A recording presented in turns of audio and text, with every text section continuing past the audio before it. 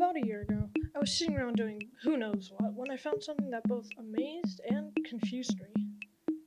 Furries. Now I, like many of you, had heard some less than positive things about them, but wanting to get to the truth, I delved in. A year, a convention, and hours of research later, I think I can say I know the fundamentals of furries, and I'm ready to share the facts with you. Now, I know the question on your mind. What's a furry? A furry is generally considered to be a fan of anthropomorphism, usually manifested in art or characters, such as those pictured in Disney's Utopia or Disney's Robin Hood. Anthropomorphism means the attribution of human characteristics or behavior to a god, animal, or other object.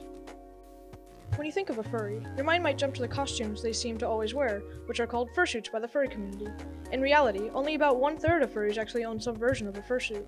When you think of these fursuits, you may think of a cat or dog, but fursuiters come in all shapes and sizes. But seeing as ownership of one of these can cost upwards of $1,000 US, I don't have first-hand experience. But I was able to reach someone who wears one of these fursuits.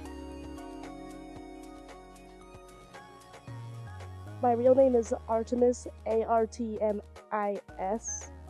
and my persona name is Sneeze today. Okay, thank you. So what do you do here at I usually chill on the youth room, however, sometimes I go to panels, sometimes I go to events, and yeah, sometimes I just chill in my room as well. Just kind of normal con stuff. So what's it like being a fursuiter? It's pretty great. You get to get hugs all the time, and people don't hesitate to take pictures. So yeah, it's pretty darn great. And what's your favorite part of the furry fandom? Probably just how accepting everyone is. Like, it's super nice. People accept who you are. And it's just kind of a calm place to be at.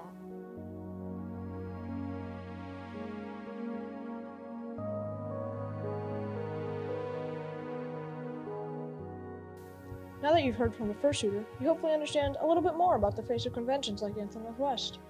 But what goes on behind the scenes? You might see furries wearing lots of different thematic t-shirts and hoodies, but where do they get them from? Many conventions have what's known as a dealer's den, or more formally, a vendor's room.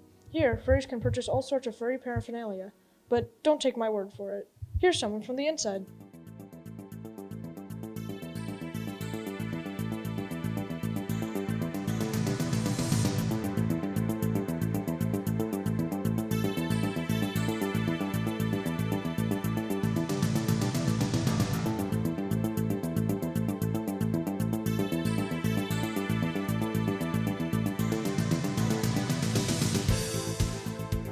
What's your name? How do you spell it? Keith Butler, KEITHBUTLER, and I'm the Director of Retail Operations for Artwork Tea. So how long have you been doing this? I've been working for Artwork Tea for just about a year now, but I've been working in retail and conventioneering for, longer than I'd care to admit, and I've done several other things like web design, and I've had a few careers. So how did you get into this? So, funny story, my boss, Neil, used to vend at my convention, PonyCon NYC. And so that's how I knew him. And when his company started growing, he asked me to join on, and it took him about 6 months of convincing, but I finally said yes, and I'm really glad I did. Sounds like a great decision. Oh my gosh, yes. So what's it like being at a convention? Oh my gosh, I go to conventions all over the world. So every furry convention is kind of the same. I've been to ones in Asia, Europe, Australia, and it's people celebrating their passion and getting together and not being afraid to tell each other that they actually like each other. And it's so different from the rest of the world. I really like that I get to have my career in here.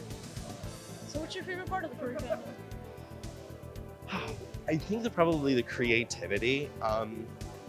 Other places have a lot of rules, design guidelines, taboos, and that's really removed in the fandom. People are going to go and pursue their passions, and it's really amazing to see what people do when they're let go, and they really create some amazing things. I mean, I'm sure as you go around this furry fandom, I'm sure you're gonna show your viewers a lot of amazing things. Yeah. Thank you for the overview. Oh my gosh, thank you so much.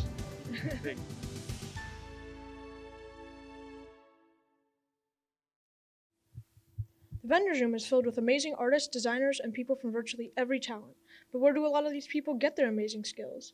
First and foremost, practice was always mentioned, but many turn to convention panelists for education. You may be wondering, what kind of panels exist and who runs them? Well, panels can be about virtually anything, from sewing to tips for dealing with anxiety and stress, both of which were panels at Anthro Northwest. While the variety of people hosting these panels is virtually limitless, I was able to get an interview with Blue, head of Blue Wolf Studios. Blue coincidentally won the award for Best Animation at the International Film Festival with her animation, Seasons.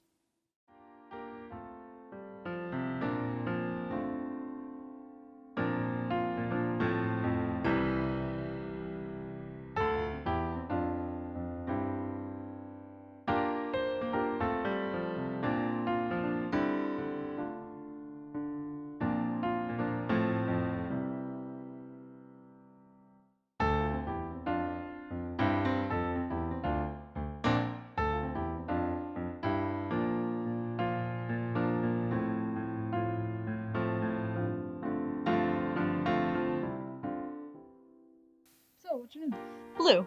So, I hear you're a panelist. What was your panel about? My panel was Animation 101, just going over the basics of animation.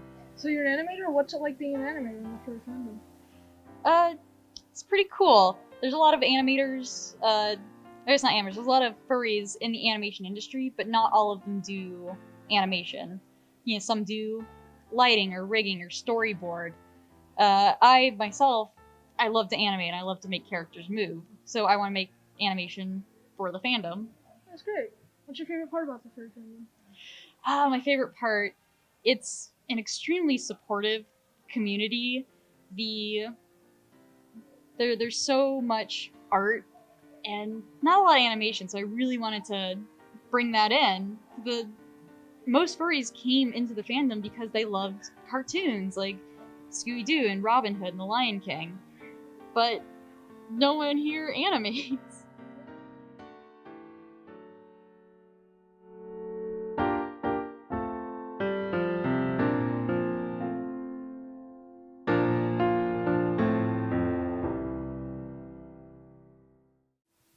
You might be wondering how this all fits together. For that, I brought in some of the best I could get.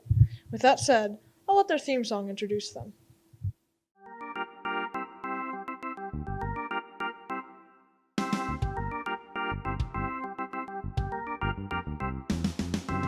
Ever have your kids drag you to an event you did not know exactly what you are getting into?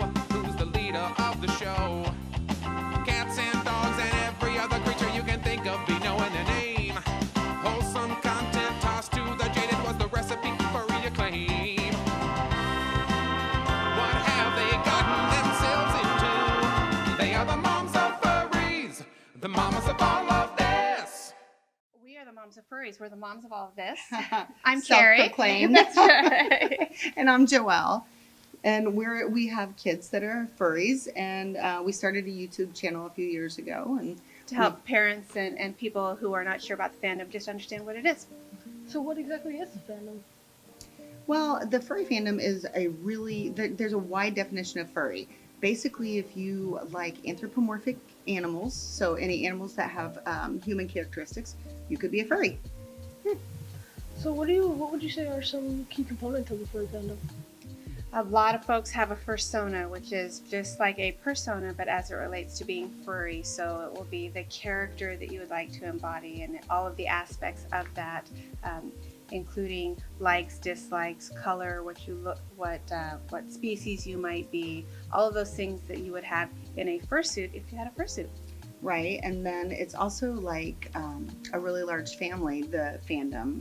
So some other key components, we do conventions regularly, and honestly, you can find a convention somewhere in the year, almost every weekend of the year. Yes, or a fur meet. A lot of times places have fur meets where they get together and do bowling or other activities just so that you can connect. They have picnics, all kinds of things, so that the community is there and you can have like interests and hang out with people you know.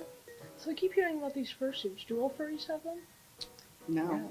In fact, it's a small percentage of furries that actually have suits. I was trying to think. I don't know what it is now, so this may not be accurate to date. But at one point, it was only about 1/3 of furries estimated with suits.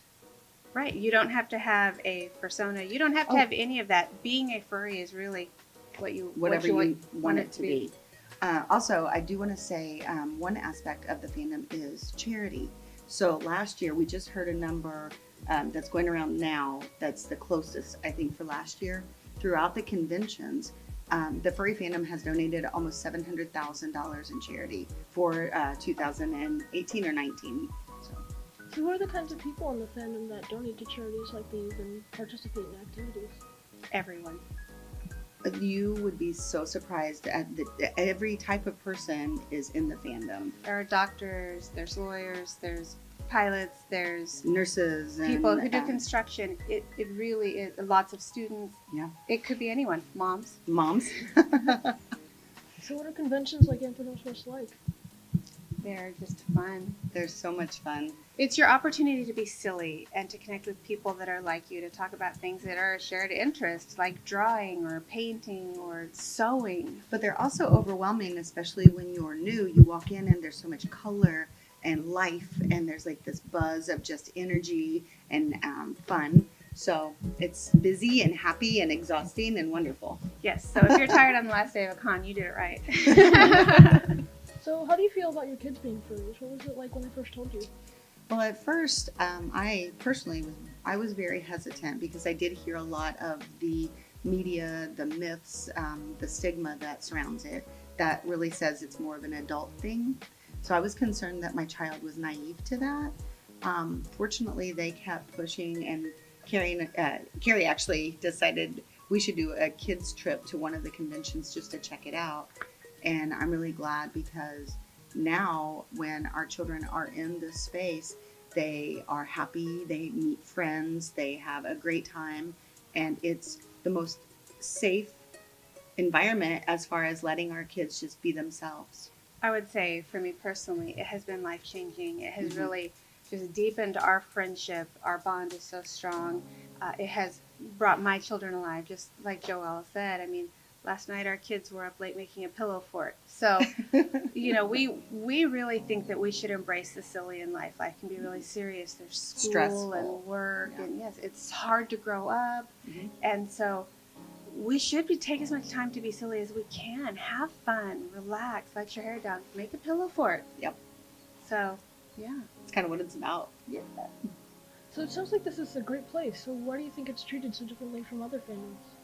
It's misunderstood, and historically there have been a lot of there's been focus on the adult part of it, and there is a small adult part just like there is in life and in any other fandom. Comic-Cons have things that are 18 plus, anime obviously, but for some reason, because it's very atypical and people don't understand it, they focus on things that they see as it's hard for that weird. stigma to fall away, and the media has portrayed it as something that is only fetish. They only look at that side, and I could liken it to shoes, because you could have a shoe fetish, but everybody wears shoes. It's not weird to watch a shoe commercial or talk about going to a shoe store, because it's also just very mainstream.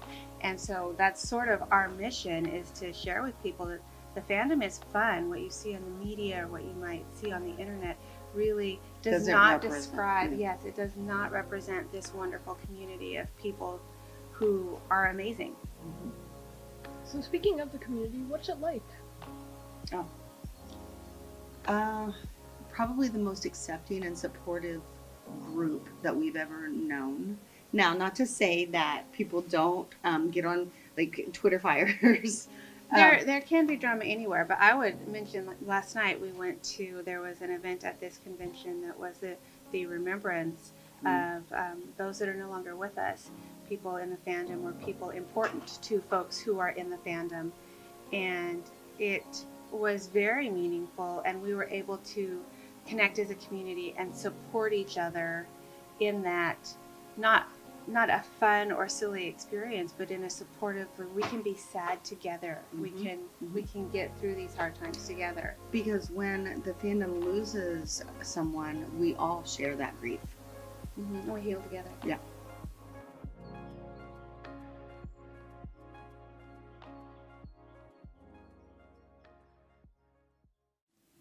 Overall, the furry fandom is driven by its heartwarming and welcoming community. Everyone gets representation in the fandom, from dancers at competitions to artists in Artist Alley. There's a place for everyone.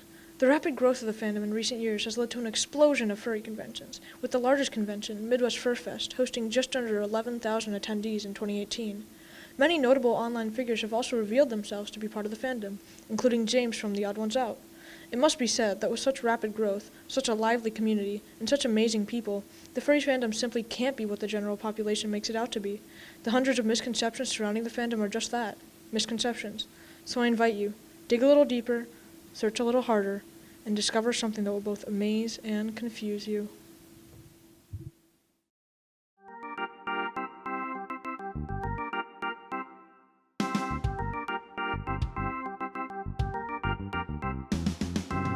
Ever have your kids drag you to an event you did not know exactly what you are getting into?